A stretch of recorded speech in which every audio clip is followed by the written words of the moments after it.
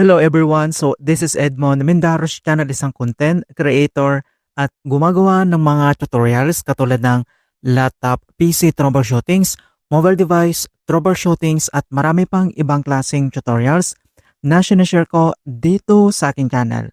At sa video ito ay pag-uusapan natin at i-guide ko kayo on how to send money to RCBC savings account from GCash wallet balance. Kung hindi mo kabisado kung paano ba tap-upan or mag-transfer ng PAN from GCash wallet balance mo to RCBC savings account, then ang video ito ay makakatulong sa iyo as your guide.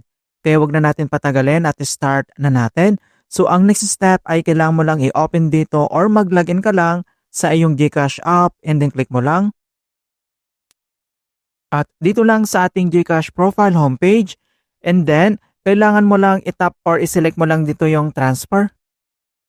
So dito na tayo sa bank transfer, and then bank transfer locally and internationally.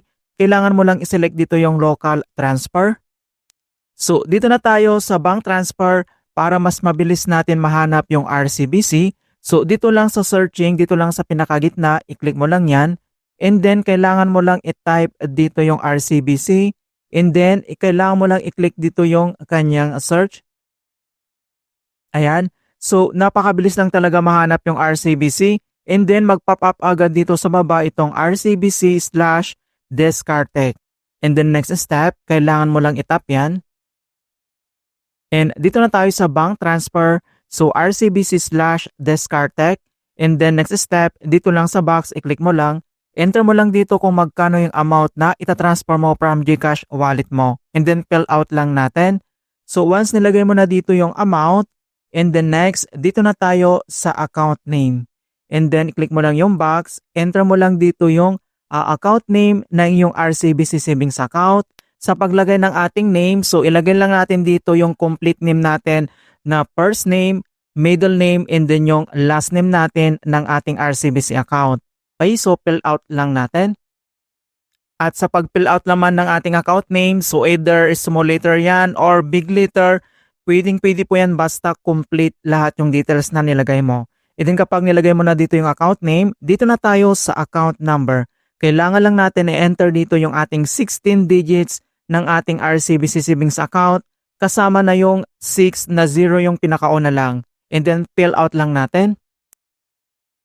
At once nilagay mo na dito yung 16 digit mo na RCBC savings account, i-double check mo lang kung tama lahat yung account name and then yung account number.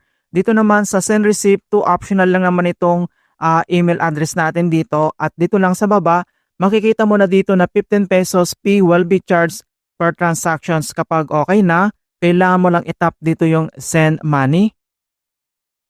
And dito na tayo sa confirmations. So bank transfer, RCBC transfer to, ito yung account natin sa ating RCBC account, and then you're about to transfer. So ito yung amount and yung kanyang admin fee. And dito lang sa baba, makikita mo na dito na confirm transactions will not be refunded. Please make sure that the account details and amount are correct. So dito kailangan natin i-double check dahil hindi po nagre-refund sa GCash kapag mali yung details na nilagay natin, lalong-lalo na yung account number and then yung account name.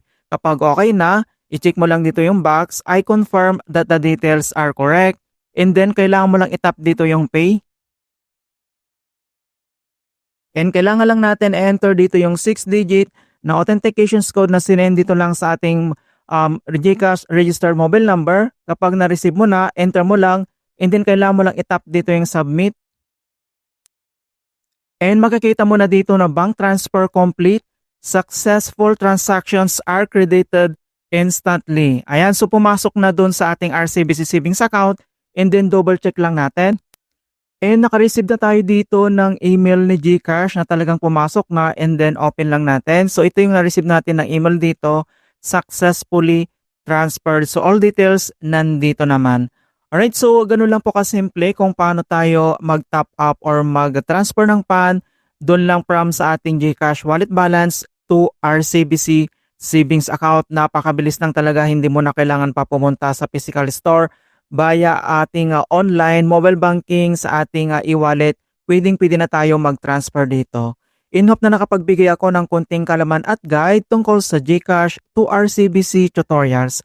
Thank you guys and see you in my next tutorials.